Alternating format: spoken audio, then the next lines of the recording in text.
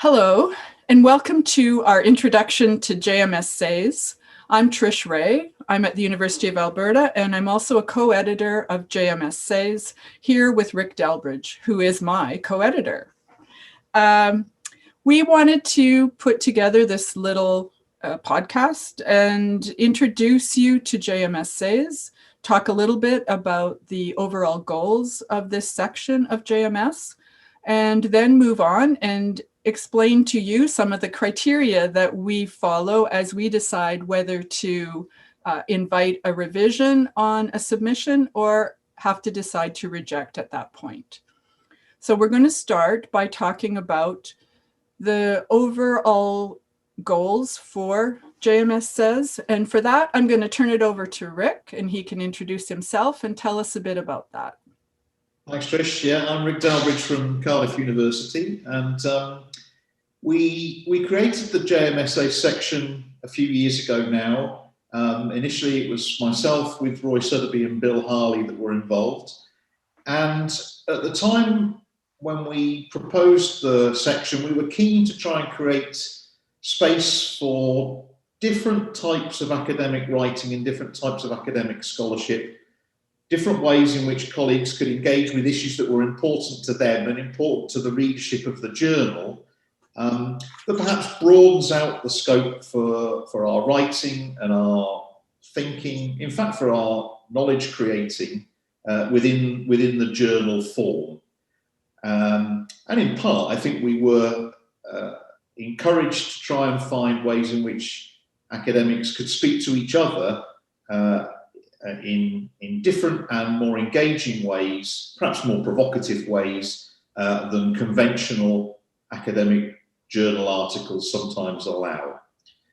And over the course of the last 2-3 years, we've published what I think are some really interesting essays.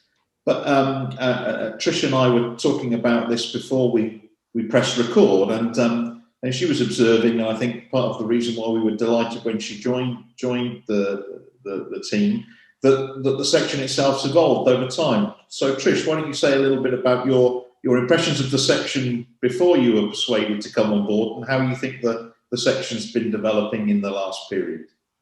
Thanks, Rick. I think I'll talk about what we hope to see here, which is I was delighted to join. I think that this section of JMS is an opportunity for a variety of voices to be heard. And we're trying at this point to encourage people who maybe wouldn't have thought they would write an essay to think about topics that are important to them and put them forward for consideration. We have a pretty easy way to test out your first idea, which is a 300-word submission. And we try to respond pretty quickly to that to say whether we think it's going to go forward and we're going to work with you to do that, or whether we really think that your ideas aren't quite what we're looking for and would be better suited to somewhere else. So we're looking for young voices. You don't have to be long in the tooth here to have something to say in an essay. And we think that this a broad-minded approach to what might be interesting is a good way forward at this point. So maybe, Rick, you should tell people a bit about the characteristics of a submission that we like to see and that encourages us to say yes. Yeah, so as Trish said, we like to see a brief introduction to your ideas first. And what we're really looking for there is something interesting, engaging, something with a personal flavour perhaps, or something that reports on an empirical setting or an issue that maybe hasn't had as much of an airing in the conventional journal article, mainstream journals as it might warrant. We do tend to look for personal stories, or we want to see the author and their own voice come through in the essay. There's a chance to be more informal when you write an essay than perhaps the more conventional and some might say stilted style of article writing. So we look for that personal angle, and will it be of interest to readers of management studies, journal management studies?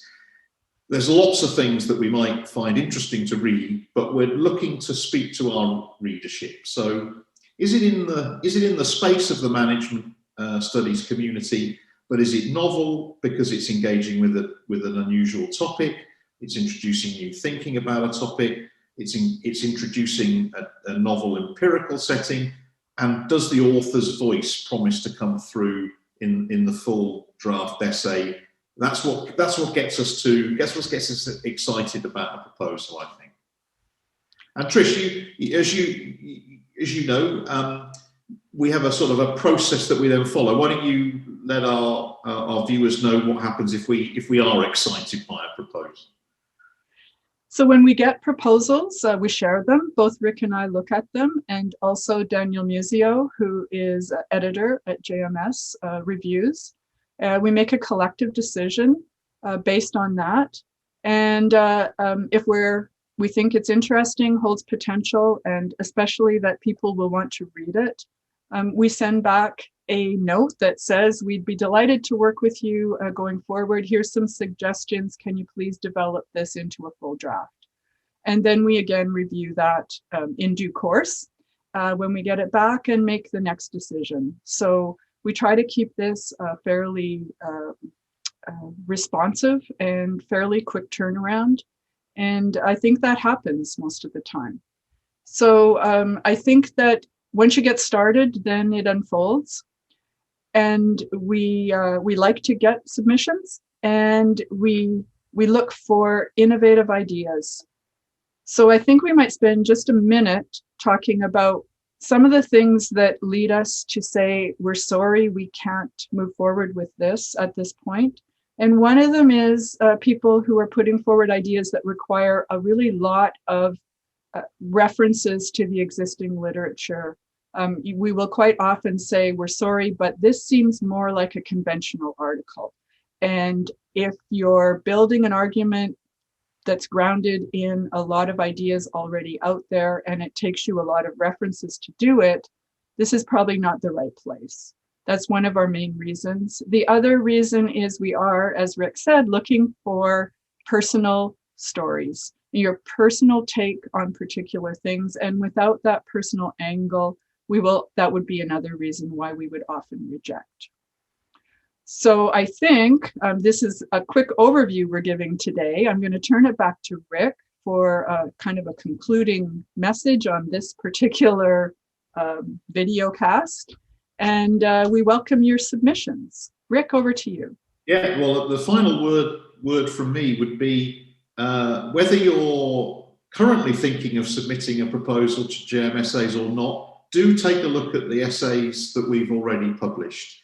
I'm immensely pleased with the quality, the content, the range of voices that we've aired through the section already, and we're really looking for more of those new ideas and new voices to come to the fore.